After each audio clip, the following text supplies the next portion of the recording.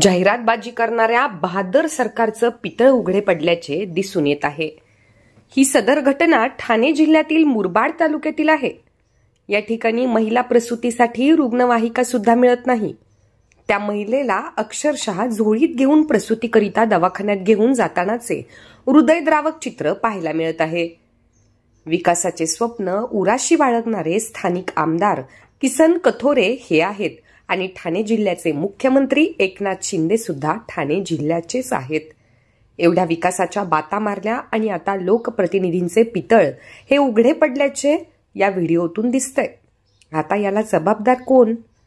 मुरबाड व शहापूर तालुक्यात अंगावर शहारे आणणाऱ्या घटना घडत आहेत, पण सत्ताधारी मात्र कमिशनमध्ये व्यस्त आहेत, अशी टीका सुद्धा जामखेडचे आमदार रोहित पवार यांनी ट्विटरवरून केली आहे। मुरबाडवरून बाळासाहेब कांबळे सोबत मी करिश्मा गावडे, सिद्धेश्वर वार्ता न्यूज, मुरबाड, ठाणे।